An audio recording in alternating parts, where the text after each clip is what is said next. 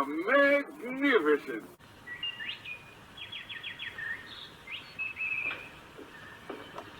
Good morning, Colonel, sir. Shine bright today. I hear down at the village, prices is picking up, and it's a big year for cotton. And heroic, a charismatic superstar who leapt off the screen. Men wanted to be like him and women wanted to be with him. But in real life, he was complicated, longing for recognition as both an actor and writer. Devilishly handsome and charming, he was a risk-taker who flouted society's conventions and inevitably landed in trouble. For him, life was a series of adventures. Making movies was one of them. Me?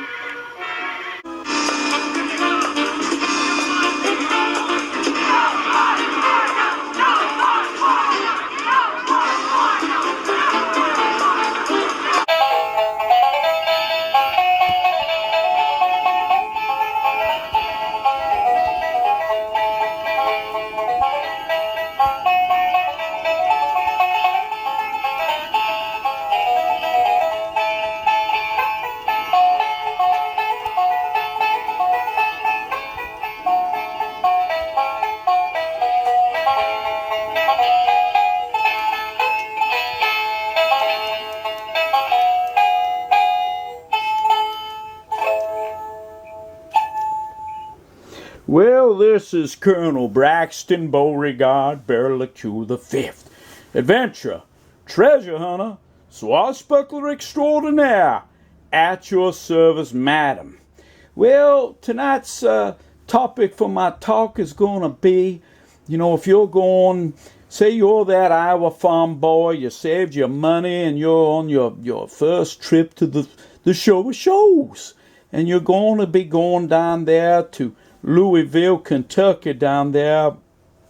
Around, was that, February 22nd down there? And, the old colonel will be there. I'm going to have a mint julep, perhaps enjoy looking at some horses. While I'm down there, I'm going to be looking for other things besides military. I'm going to check out some horses. I do have some horse racing that I do here down here where I am, and I'm always looking for some new trotting horses and regular conventional race horses, but the topic here is, of course, your first show of shows. And if you're going to be new to this, you're a virgin to it, the old colonel is going to try to help you out.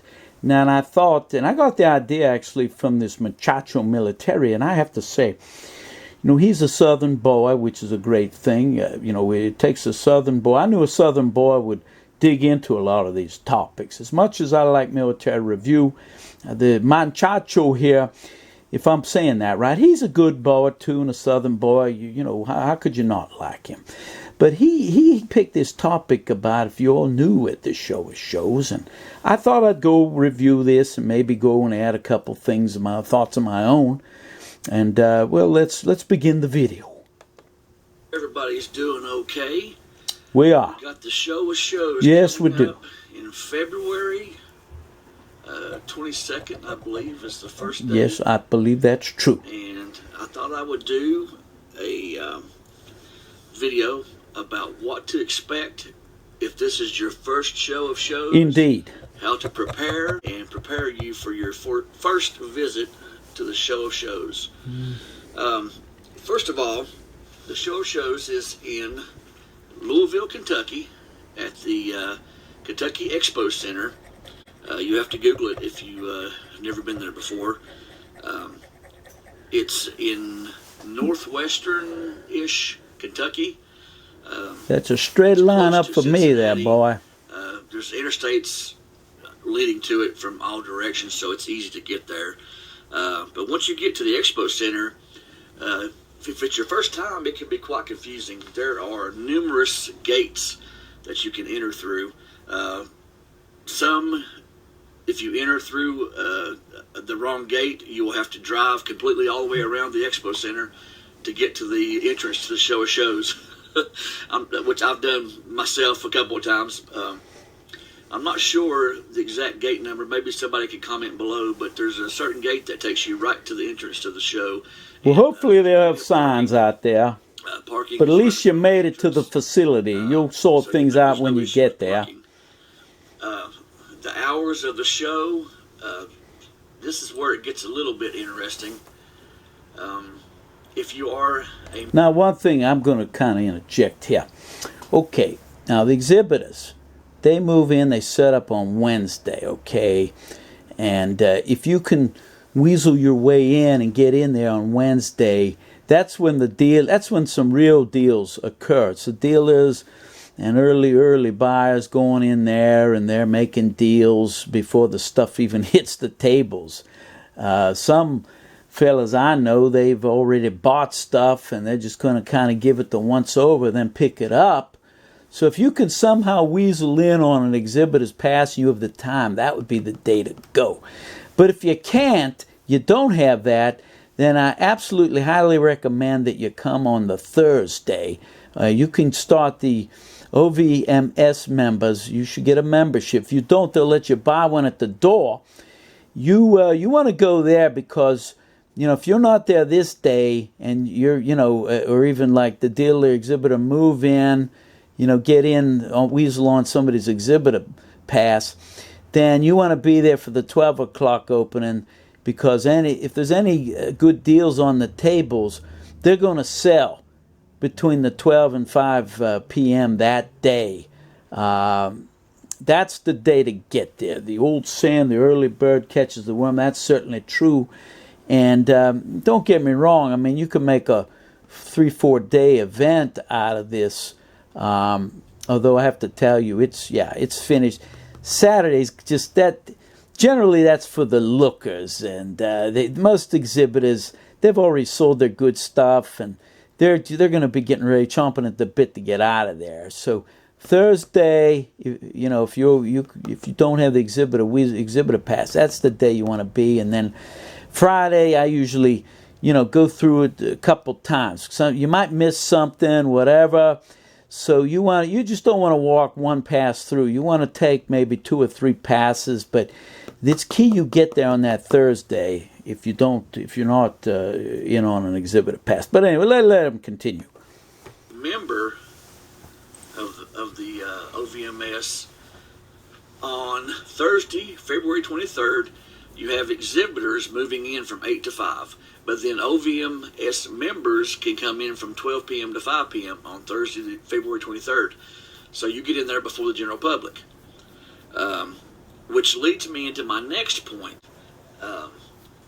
You really need to become a member of the Ohio Valley but you could get a membership at the door. Shows. There are memberships available when you get there, but generally it's a long line. It may take you an hour or longer to get through the line. Well, he makes a point at that too. So what I recommend, if you have the badge, you can get right in. OVMS website, which is sosovms.com. Click on the membership link, and you can go ahead and mail in your membership application, and they will mail back your badge and your credentials. So when you get to the show, you can just walk straight in. You don't have to stand in line. All the information, where you mail it to, how much it is on the website. Just go there for more info. Now, once you get to the show, it's really overwhelming how large it is. You really can't imagine how big this show is. Just think about the biggest show you've ever been to, and it's a big show, no doubt. It is. It's like football fields full of military stuff. Okay, you're going to do a lot of walking. Okay, this show is huge. You're going to walk, so make sure you wear the most comfortable shoes. You do. You definitely want to. Trust me. By the end of the day, your legs are going to be wore out. Your feet are going to be barking. Trust me. But there's one thing. Well, I know one year, you remember those, what were those things, those 2-wheel things? When they first came out, this is a number of years ago, that damn Craig Gottlieb almost ran me over with the damn thing. I think they might have banned those after that. But, yeah, it's a good walking, and maybe a walking stick like I have here if you're an older fella and you don't have yourself a motorized one of them carts. But, yes, you want to definitely have the shoes. But one thing I will mention, too, and it's this is important. Muchacho didn't talk about this, but I will. A lot of fellas, they come in the night before, and I will tell you this. I've had this at these shows. I've had this at these relic hunts. Here's the thing. You don't want to be up all night the day before, either drinking, carousing, or whatever.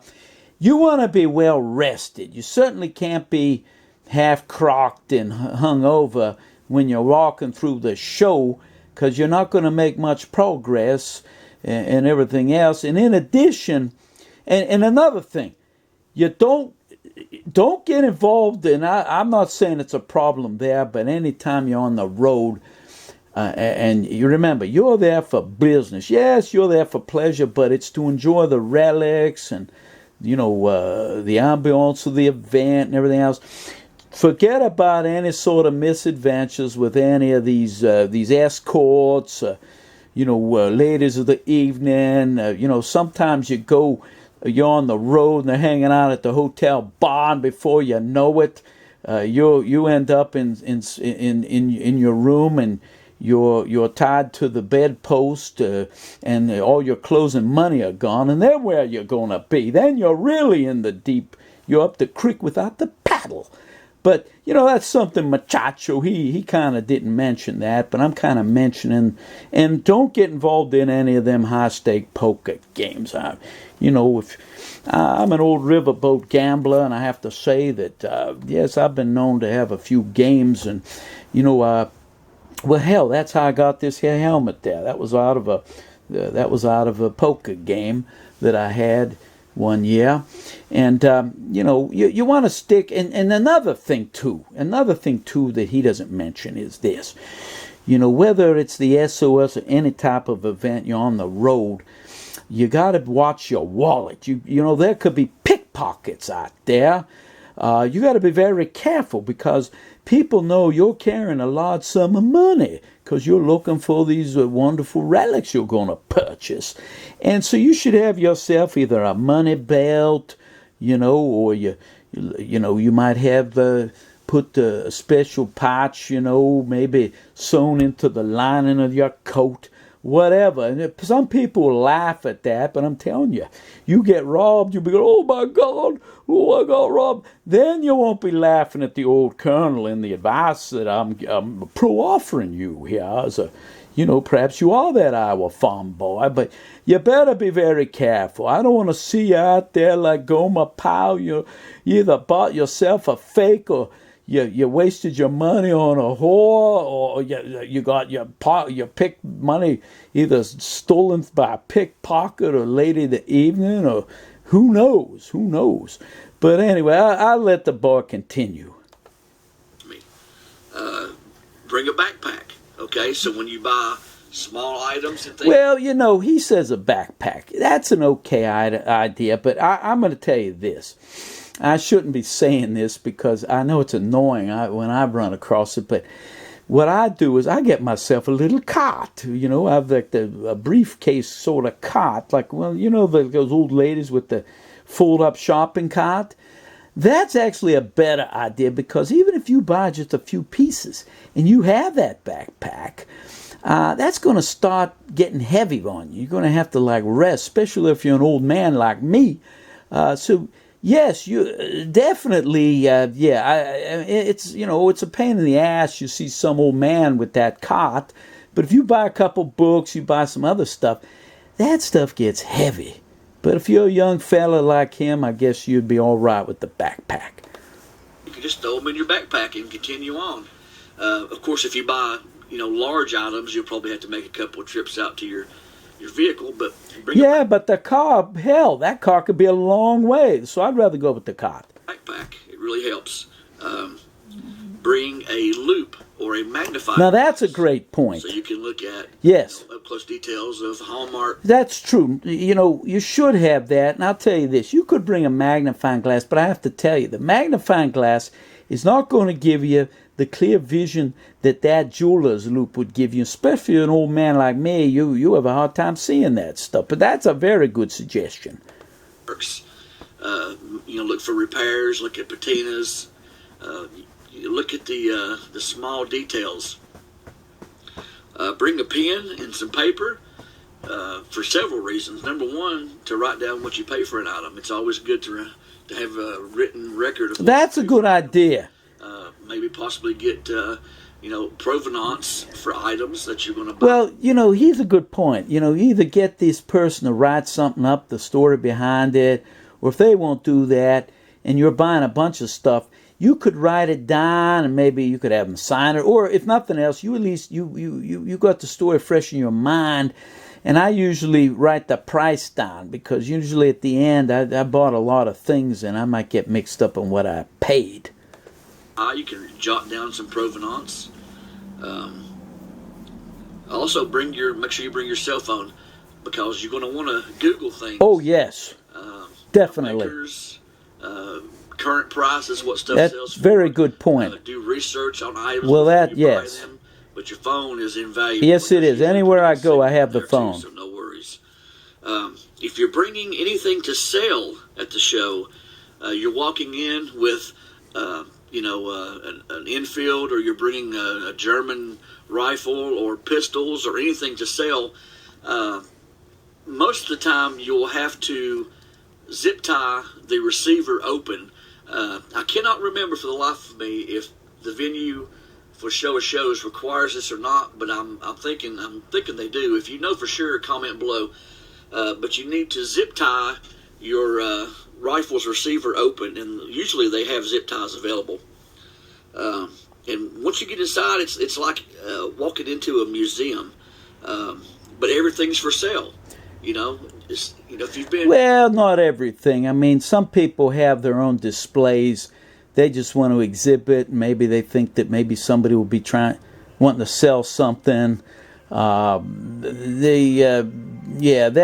definitely. It's not going to be. It's not going to be everything. So what I was going to say. I had a phone call. Every time the red phone, my friends call. They got they were wanting to get the old colonel's advice. I'm always getting interrupted. But anyway. What I was going to say is some of these here people, they'll put together a fancy display, very wonderful items, but they're not selling. They're exhibiting. They get satisfaction, showing their collection. And I think some of them also are hoping that somebody will flush out some new items for their collection, that these people that go to the show, they'll offer it to them, or at least give them a lead on where they could obtain the item. So not everything is exactly for sale. Although everything does have a price. Washington, D.C., and you go into the Smithsonian, it's overwhelming when you walk in. Same thing for the OVMS Show of Shows, but everything's for sale. Not everything, but... Okay. Oh, and one side note, a lot of these museums, I would think once, twice, and 3 times again before I ever donate any of them, because, they've got curators, they've got people in there. There's a lot of theft in a lot of these museums where these items never reach the museum, or they never display it, or they could, legally they own it. They could sell it to raise funds.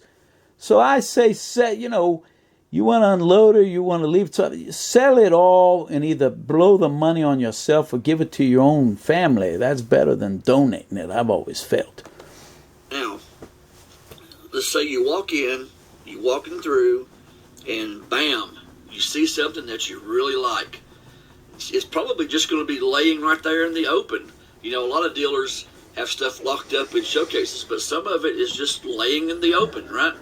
I 100% recommend, before you touch anything, you say, "Sir, well, you or better. ma'am, You better. Is it okay if I pick this item yes, up? you better do Is that. it okay if I touch this item?" And he's right. He's right. A lot of ignorant people, some moron will just pick up an item. You should absolutely. It's, you know, that's that man's item. He may be selling it, but you should show respect for him and the item by asking permission. I've always thought that was rude of these people. They just pick it up, and most of the time they never buy nothing. Most dealers don't care, but there are some dealers who do not want you to touch their stuff unless you ask them. Hell, some of these guys, they don't even want you to film their stuff. You know, it's a different breed of cat. First, they're worried about you damaging the property, stealing the property. Yes, that's right. Etc. So always be respectful. Ask. Absolutely. Okay? And you'll be surprised. Some of these the old timers, if you're respectful to them and you talk to them and you're nice to them, you know, they become more friendly and nicer to you. You may get a better price. That's true. I agree with him on that. Next point is I agree. Always negotiate. Absolutely. These guys are there to sell. Exactly. They have driven, some of them, all the way across America to set up at this show, okay? They don't want to take this stuff back home with them. So if you can negotiate a price that's close to what they are asking, you probably can make a deal. I agree. So don't be afraid to ask for a better price. Also, and this is very, very important, ask what their return policy is, okay? Any dealer who is worth their weight, or who is worth their salt, is going to give you a lifetime warranty on anything you buy. No questions asked. He's right. I'm not denying he's right. He's absolutely right. That's a great idea. But remember this: you're only going to get that through a regular dealer. Okay. Here's the problem we run into at the show, or shows, or any show for that matter, or even the flea market, is that sometimes you run into what I call one-shot deal people. These are people, maybe they collected or they inherited something. They decided they're going to vend these items themselves. And they go and they get, a spot, and they go out there. And you know what? You get some different items, but here's the thing that it entices me, and I'm sure it entices a lot of people, is you think, hey, I could get the item at a lower price than I would through an established dealer. But it's a two-edged sword, just like he says about returns and refunds, is that the one-shot deal people, you're not going to get any return. There's not going to be any refund. So the old what was that? The old Roman saying, "Caveat emptor, let the buyer beware." It's very true. It's very true. And remember this: even if they did say they have that, a return or refund, you're from out of state more than likely, and they're from out of state. Your chances of ever getting a refund and a return of them, unless it's one of the established dealers who is concerned about their reputation in the hobby, because they're consistently advertising and they have their own website and they're established. Yes, they more than likely they will, to maintain their reputation. They'll do that. Although legally, you to get the money back, you're going to have to go to their state and try to sue them. Nobody's going to want to do that unless, say, you bought something like, I don't know, you bought some of that Eva Braun underwear that Military Review was talking about. It turned out to be fake. Some bigger ticket item. But practically speaking, just you're taking a chance. You're definitely taking a chance if you're buying something through, what I call the one-shot deal people. And a lot of the dealers that would give these returns and refunds, they already have their websites. You don't have to go to the show to buy their stuff. I like to go to the show. Yes, some will say it's good, and I think MUCHACHO says that, to hold the item, see it. It helps you gain experience on seeing the real McCoy by looking at the real, at least what should be the real McCoy. You see enough of them, you can start determining what's a fake. But yes, anything other than the established dealer, you're never going to get your money back. There'll be no return unless... Like I had one friend, it was at a Max show, and he comes up to me he bought a phony German helmet from one of these Russian vendors, and hey, I don't even know if the Russian vendor's even going to be vending this year with everything that's going on over there, that Ukraine and all this other business. But you better be very careful with if it's especially a Russian dealer. They have a lot of fakes. I don't care what anybody says. There's a lot of fakes. And I would think once, twice, and 3 times again if I bought something from them. You very careful. Anyway, my friend did buy the helmet, and he went to showed it to me, and I told him it was no good. He talked to another helmet guy, and he told it was no good. Since it was at the Max show, there's like that Max guarantee. He was able to shame this guy into giving him his money back. He returned the piece and got it, but I don't know. I don't think today, unless that was an established dealer, that you're going to get that. I think they'd probably tell you to go pound salt. So you better be damn careful and do your homework. So anyway, I'll let him continue. Asked, okay? As long as it's in the same condition as when you bought it. Any dealer who will not give you a return option, walk away. Don't buy, okay? Because there's a reason they're not giving you a return policy. Oh, look. But, 99% of the dealers that you're going to encounter are going to have a return policy, but just ask what it is. I don't know. That way you know. Maybe. In case, heaven forbid, in case you buy something and it turns out to be not as described, like the fake Rolex watch. It's been enhanced, it's been repaired, etc. Okay? On site, there's always food and drink. The OVMS runs a little canteen. I'm not sure exactly who the proceeds go to, but anyway, there's plenty of food, plenty of drinks for you to enjoy. Well, that's true too, but I will tell you this. You could get your stuff there, and I've gotten stuff there, but I think it's a good idea. You have yourself some snack bars for yourself. So, if you get busy, whatever, there's a big line at the concession, you can at least get something, and you can keep moving if you have to, or you can take a shorter break. I mean, I can tell you. The way through, and it was time to close. So, it takes about 2 days to get through this show, or you're going to miss something.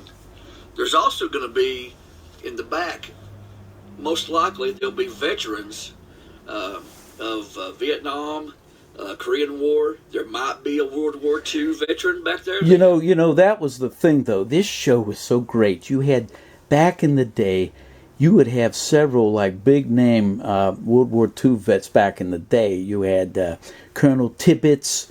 You had some of the Band of Brothers fellas, and unfortunately now most of these fellas have now passed on. It's a shame. But that was always a big draw to the SOS for me. Besides the relics, you get to actually, meet these fellas, and that was really an interesting point. And what separates this show too is you have, like, one year they had that Kunstwagen, that German, thing, you ride around like a Jeep.